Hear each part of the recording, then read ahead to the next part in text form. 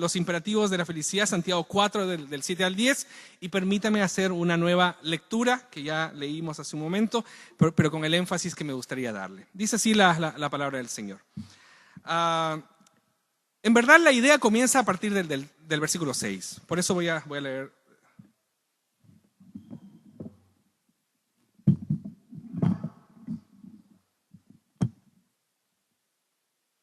Ahora sí. Pero Él da mayor gracia.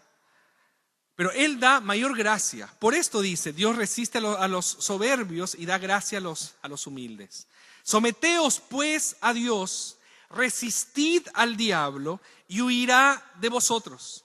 Acercaos a Dios y Él se acercará a vosotros. Pecadores, limpiad las manos, y vosotros los de doble ánimo, purificad vuestros corazones. Afligíos y lamentad y llorad. Vuestra risa se convierte en lloro y vuestro gozo en tristeza. Humillaos delante del Señor y Él os exaltará. ¿Oramos? Querido Dios, gracias Padre por darnos la bendición de poder escuchar tu palabra y saber que en ella podemos encontrar virtud. Y no solamente virtud, sino la posibilidad de nuestra transformación plena. Gracias Señor. Transita en medio de nuestras convicciones y haznos entender tus verdades para ciertamente ser más útiles para ti. Gracias Señor, en el nombre de Cristo Jesús. Amén y amén. Muy bien, Dios quiere que nosotros dependamos de Él, y mientras que el diablo quiere que nosotros dependamos de nosotros mismos. El gran problema de la iglesia hoy es que tenemos muchas celebridades y pocos siervos. Entonces hay tanta vanidad por ahí dando vueltas que no hay espacio o que sobra espacio para la gloria de Dios. Y ese es un problema de la iglesia evangélica y particularmente también de nuestros ministerios. Pero Dios insiste con nosotros y frente a nuestra imposibilidad de quererlo solamente a Él y de querer solamente su gloria, frente a la necesidad de buscar siempre en otro lado y no solamente en Él, frente a la frustración de siempre ceder a nuestros deseos y no buscar la satisfacción a Él, Él dice muy misericordiosamente, Él dice, Dios nos da mayor gracia. Está buena esta idea porque, como decíamos el sermón pasado, esta mayor gracia es mayor que nuestras búsquedas. Esta mayor gracia es mayor que nuestras expectativas. Esta mayor gracia es mayor que nuestros mejores deleites, que cualquier cosa que podríamos experimentar en esta vida. La gracia de Dios siempre es mayor. Entonces, estar en comunión con Dios siempre es mayor que cualquier cosa que nosotros podamos experimentar en la vida. Entonces, Santiago nos informa y nos dice, nos actualiza y nos dice que Dios está incansablemente de nuestro lado. Cuando nosotros vamos por un lado, el Señor va atrás de nosotros y nos dice, es por acá. Cuando nosotros estamos buscando algo que no es, dice, no estás buscando bien, es por aquí. Y el Señor constantemente nos muestra que está de nuestro lado. Él siempre nos da gracia suficiente para vencer. El Señor siempre nos da gracia suficiente para salir adelante. Pero la gracia de Dios no nos exime de responsabilidades. Podemos nosotros siempre pedir, Señor, dame tu bendición, Señor, dame tu gracia, Señor, te necesito, visítame, Señor, dame una unción especial. Pero esa gracia de Dios no te exime de responsabilidades, al contrario, la gracia de Dios nos capacita para poder obedecer. Ahí está la gracia de la gracia. No sé si se entiende. Ahí está la gracia de la gracia, que la gracia es un capacitador. En este sentido, entonces, cuando uno es bendecido por Dios, está siendo capacitado para obedecer. La gracia no nos exime de la obediencia, y quiero que se grabe esta frase porque es muy fácil. A mayor gracia, mayor obediencia. A mayor gracia, mayor obediencia. A mayor bendición, mayor responsabilidad. Entonces, cuando nosotros le decimos a Dios, Señor, yo quiero tu gracia, yo quiero tu bendición, yo quiero tu unción, quiero que tú me visites. Lo que le estás pidiendo a Dios es mayor responsabilidad y la posibilidad de que seas más obediente delante de Él. Está bueno eso. Porque algunas veces la gracia mal entendida es pensar de que Dios nos da como un cheque en blanco para hacer lo que nosotros queremos. No, la gracia de Dios es un capacitador para que tú seas más obediente. Por eso algunos que no entienden bien el tema de la gracia nos andan haciendo mala fama. Pues nosotros somos una iglesia que predica acerca de la gracia, pero no es un cheque en blanco. Por lo tanto, a mayor gracia, mayor obediencia. Y se lo voy a decir durante todo el sermón, porque se puede olvidar de todo el sermón, pero no quiero que se olvide de esto. A mayor gracia, mayor obediencia. Entonces, ¿ha visto a alguien desmotivado de las cosas de Dios? Yo he estado muchas veces desmotivado con las cosas de Dios. Claro que sí. Y cuando yo estoy desmotivado de las cosas de Dios es porque no tengo conciencia de la gracia de Dios. Cuando muchas veces yo no me he visto con un compromiso con el reino de Dios, que muchas veces ha pasado, y no me siento comprometido con las cosas de la iglesia, con las cosas del reino, con unirme a la misión de Dios, es porque yo no consigo ver la bendición de Dios en mi vida. Entonces no es solamente recibir gracia, no es solamente recibir bendición, es darme cuenta de que eso siempre está pasando en mi vida. Y cuando yo me doy cuenta, entonces mayor obediencia. Señor, yo quiero ser feliz. Señor, yo quiero tu bendición. Yo quiero tu gracia para ser obediente. Y es interesante porque esta dinámica de los versículos del 1 al 10 termina así, con imperativos. El Señor dice, yo te doy gracia, tus codicias te han llevado a destruir tu espiritualidad. Tus propios deleites te han llevado a quebrar relaciones. Tus deseos maliciosos te han llevado a ruinas, a peleas, a guerras, dice el versículo 1. Pero yo te doy mayor gracia, humíllate. Es muy interesante porque termina así, con 10 imperativos. Está en el boletín, 10 imperativos. Someteos, acercaos, afligid, llorad. Muchos imperativos, 10 imperativos yo conté en ese texto. Es demasiado. ¿Por qué? Porque a mayor gracia, mayor obediencia. No termina diciendo, entonces ahora, ya que te di gracia, y eso, ahora living la vida loca, ¿cierto? Y no, dice, a mayor gracia, mayor obediencia. Por eso, la primera cosa que nosotros tenemos en estos imperativos para ser feliz, para tener bendición, para tener gracia, la primera cosa es que yo me tengo que someter a Dios. Dice el texto, sumisión a Dios. Dice el texto, someteos pues a Dios. Me quiero quedar ahí. Esta palabra es un término militar. Y es interesante porque es un término militar que quiere decir, tú quédate en tu puesto. Tú no te muevas de ahí. Es como ese soldado raso que llega esa primera semana, ese primer mes, ese primer año y tiene que pagar pisos.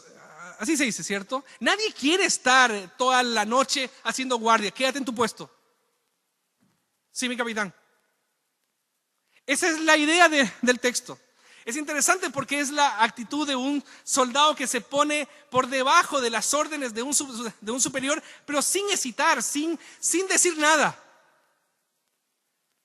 Es un soldado que sabe ubicarse perfectamente en su lugar. Pero es interesante cómo está construido el texto, de manera voluntaria y entusiasta. Porque no es el soldado que está hace años en el servicio militar. Ese soldado entusiasta de la primera semana. Ese que está listo para obedecer lo que sea. Entonces ese someteos es el entusiasmo del inicio de la carrera militar. Entonces, si esto es así, el deseo de Dios es que comprendamos de que Él no nos quiere obligar a nada. Es interesante porque uno se somete y se rinde a Dios voluntaria, entusiasta e incondicionalmente. Está bueno porque Dios dice, yo quiero que tú tengas una realidad junto conmigo en el que te ubiques exactamente donde tú tienes que estar, pero de manera entusiasta. ¿Sí, mi capitán? Es muy interesante porque es aprender a no reducir las promesas de Dios, y es que sus promesas no pasan simplemente por cosas materiales, que sus promesas no pasan por cosas terrenales, tangibles, porque siempre la búsqueda de estas cosas como una forma de felicidad siempre será diabólica, porque Dios traspasa, Dios va por encima de cualquier expectativa que nosotros podamos tener terrenal. Entonces nos dice, ¿estás ubicado en tu lugar? ¿Qué estás esperando finalmente? ¿Qué estás esperando? ¿Qué esperas tú de la vida? Dios nos pide que evaluemos y que concluyamos con una gran comparación. Dios y nuestros deleites. La satisfacción plena en Dios o intentar continuar buscando nuestra satisfacción en cualquier otro lado. ¿Se acuerda de esa historia de Josué? Cuando él le dice, yo y mi casa serviremos a Jehová, ¿se acuerda? Ese texto no está construido en función de una decisión que él está tomando, una decisión obligada, etcétera, sino él está tomando, él antes de decir eso, relata quién es su Dios. Y después dice esa famosa frase y dice, es obvio que frente a todo lo que yo les he relatado, yo y mi casa serviremos a Jehová. Yo quiero invitarte a hacer esta misma reflexión. ¿Cuál es tu evaluación de cómo Dios está actuando en tu vida, de cómo Dios te ha bendecido, de cómo Dios te ha dado gracia? Frente a esa evaluación, la respuesta natural y obvia es, yo y mi casa serviremos a Jehová. Este es mi lugar, sometido delante de Dios, porque no puedo ir a ningún otro lugar y no me puedo someter a ninguna otra cosa, y no hay ninguna plena satisfacción en otra cosa que no sea Dios. Entonces, ¿cuál es el juego del diablo? El juego del diablo es que él no quiere que tú dependas de él, del diablo. Él quiere que tú dependas de ti mismo. Él quiere que tú dependas de tus recursos. Él quiere que tú dependas de tus deleites, de tus codicias, de tus deseos, de tus egoísmos. El diablo quiere que tú dependas de ti mismo. Ese es el juego del diablo. El diablo no se quiere hacer cargo de ti. Te quiere confundir. Y te dice que lo mejor que te puede pasar es hacerle caso a tu codicia. Es muy interesante. Entonces, la manera de Dios de que seamos verdaderamente libres es que estemos sometidos a Él con todas las áreas de nuestra vida bajo la autoridad de Dios. Esa es la primera cosa. Segunda cosa. El segundo imperativo, entre tantos imperativos, resistencia al diablo. Está buena esta parte porque me dio trabajo. Dice el texto, resistid al diablo y huirá de vosotros.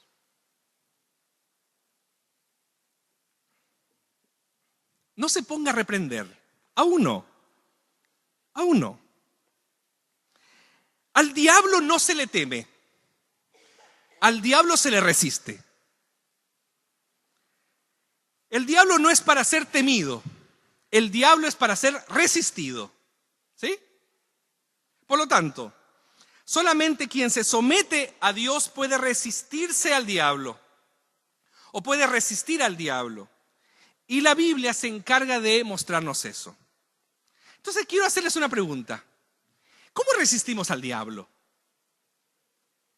El texto es claro. Dice, yo me resisto al diablo, primero sometiéndome a la autoridad de Dios en mi vida. Y después yo me resisto al diablo. O yo resisto al diablo. ¿Pero qué significa resistir? Busqué en varias versiones, busqué en el original. Y uno dice, ¿qué significa resistir? Resistir en principio no es enfrentar. Resistir no es enfrentar. Resistir es pararse firme. Resistir es afirmarse. Resistir es no retroceder. Resistir es no abandonar. Quédate en tu puesto. Pase lo que pase, tú quédate en tu puesto. Es que quiero pelear. No, tú no estás aquí para pelear. Tú estás aquí para resistir, para no abandonar, para no retroceder. Dejemos el tema de luchar para otro texto bíblico. Aquí estamos resistiendo.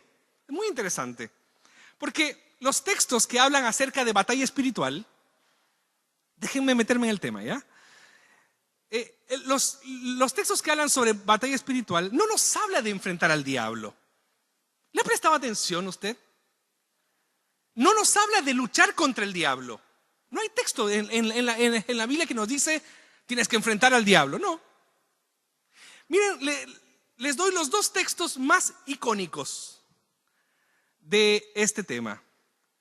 Efesios 6 dice, Efesios 6:12, para quien lo quiere ver y se sienta curioso.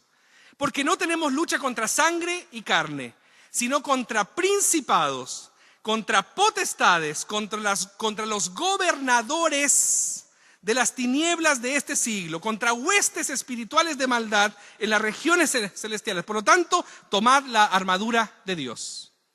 No habla del diablo. Después podemos discutir qué son esos gobernadores, esas huestes celestiales y todo eso. Pero diablo aquí no aparece. Segunda cosa. Primera de Corintios 10:5. Miren lo que dice el texto.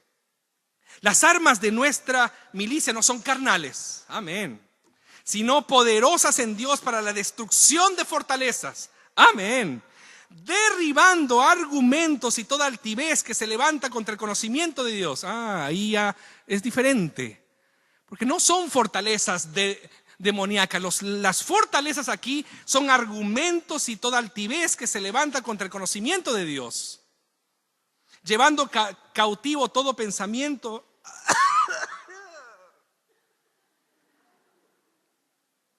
a la obediencia de Cristo. Era el propósito. Y estando prontos, dice, a castigar toda desobediencia contra vuestra obediencia, o cuando vuestra obediencia sea perfecta.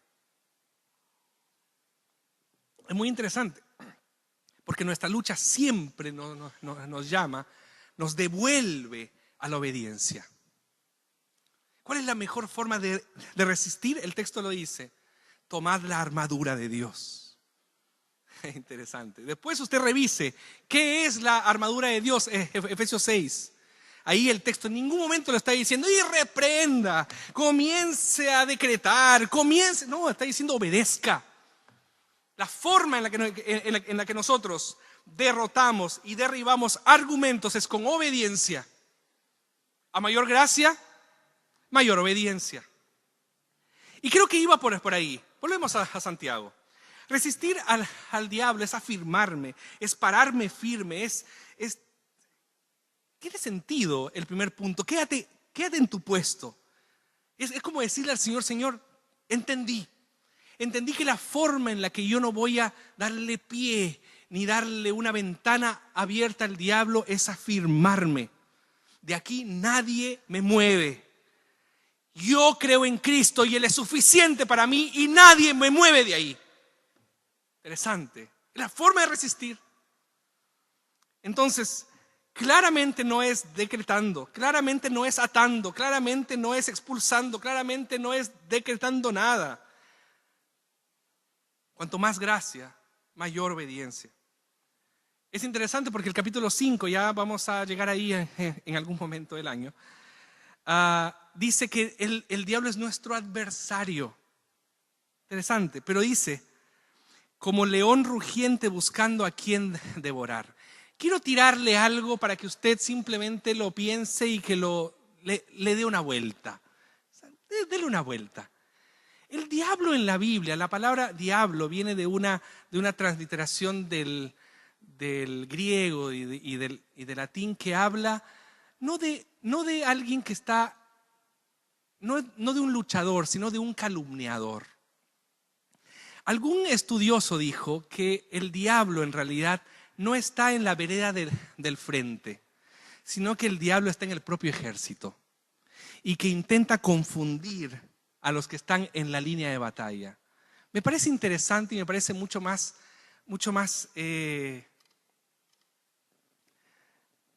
posible esa interpretación. Porque claro, mi enemigo no es el diablo. Mi enemigo soy yo mismo, es mi pecado. Yo lucho contra mí mismo. Por lo tanto, quien intenta confundirme, supuestamente en el mismo bando, es el diablo.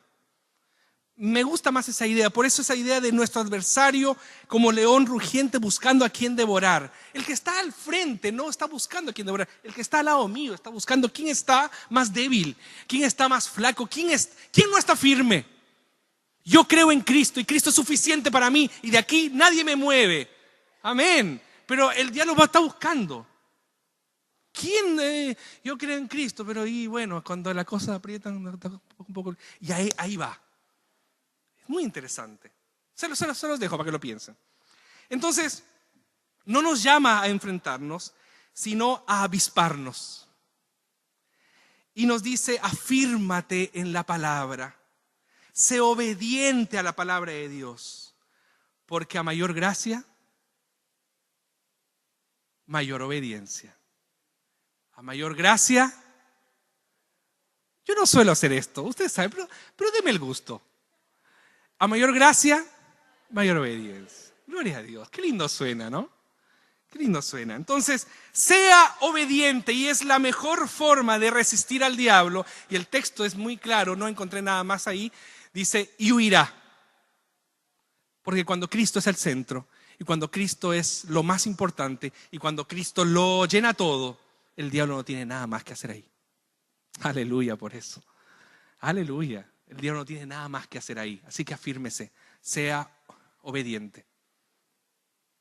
Tercero, lo iba a dejar ahí, pero está bueno. Tercero, comunión con Dios. Dice el texto, versículo 8. Acercaos a Dios y Él se acercará a vosotros. Pecadores, limpiad las manos y vosotros los de doble ánimo, purificad vuestros corazones. Cuanto más cerca de Dios, más parecidos a Jesús. Está bueno también esa idea. Aquí está todo relacionado. Lo interesante aquí en Santiago es cómo está construido este acercaos a Dios. Es acércate de manera urgente a tener una relación personal con Dios. Si tú estás viendo de que tú quieres bendición en tu vida, tú quieres gracia, acércate, corre. De hecho, es la misma palabra para cuando dice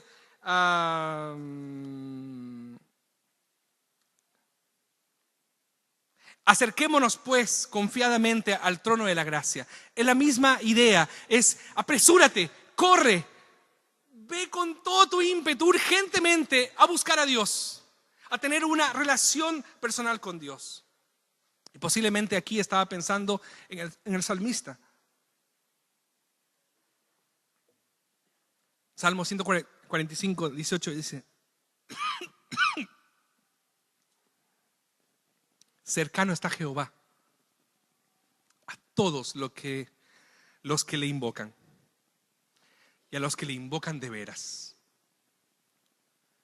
No importa qué tan lejos hayas estado, no importa qué tan lejos estés, no importa qué tan lejos un hijo de Dios haya estado del Señor, cuando se acerca a Dios, Dios se acerca a él. Eso es maravilloso. Eso es simplemente hermoso. Acércate a Dios y Él se acercará a ti. No hay condicionamientos, no hay condiciones, no hay reglas. Es simplemente acércate a Dios y Él se acercará a ti. Muy, muy interesante, porque aquí es obvio que Santiago le está hablando a los creyentes de esta iglesia y les está diciendo, ustedes se han alejado de Dios. No tiene sentido sino el texto.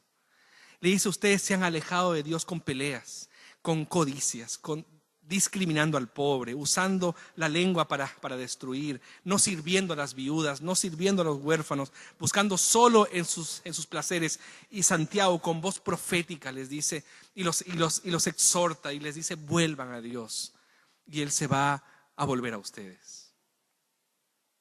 ¿Y cómo deben volver? Y aquí entramos en un tema muy interesante. Dice, limpiando las manos y purificando vuestros corazones.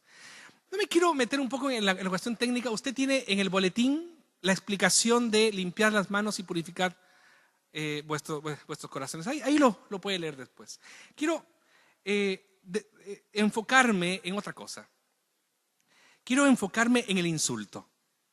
Quiero enfocarme en la forma en la que Santiago les dice. A algunos les dice pecadores.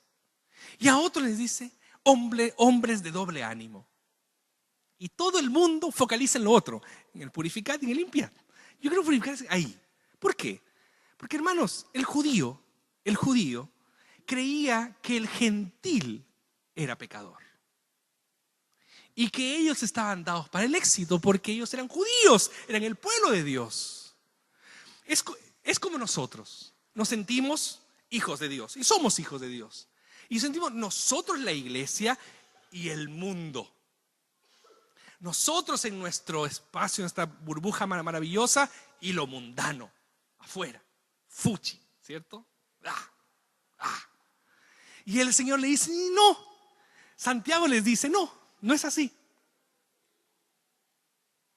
Santiago dice, la cosa está aquí. Ustedes son pecadores.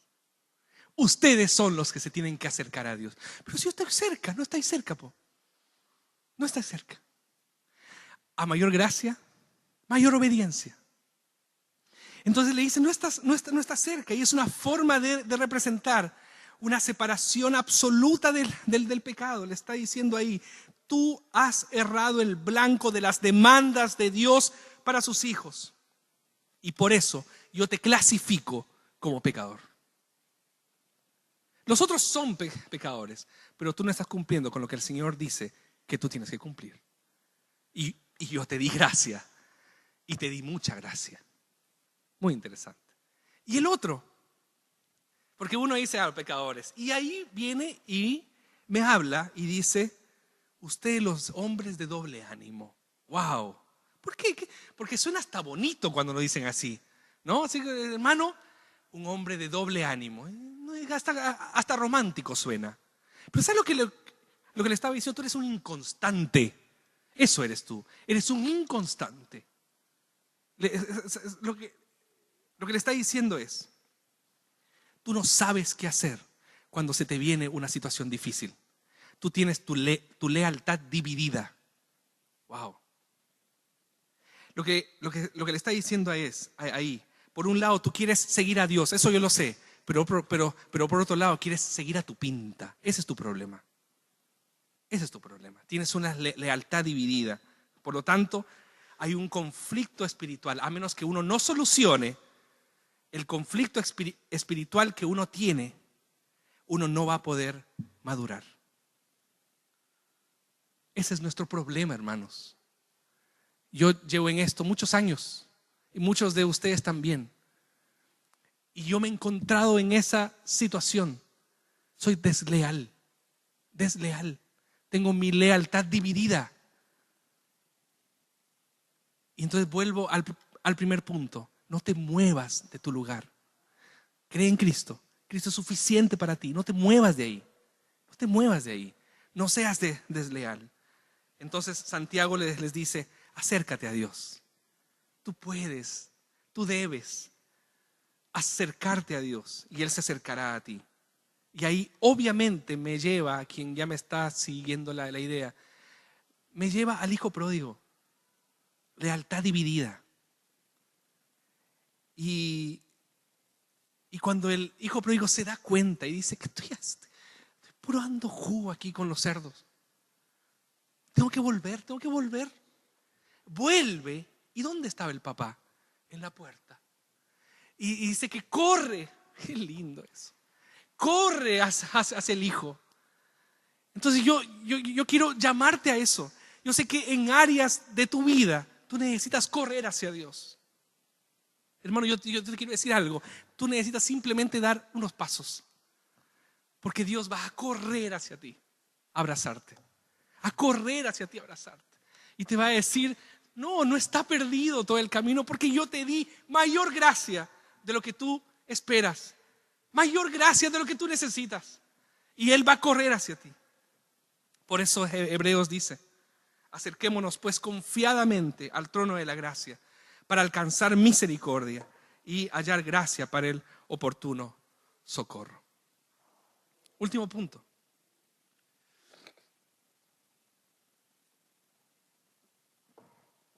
Humildad ante Dios.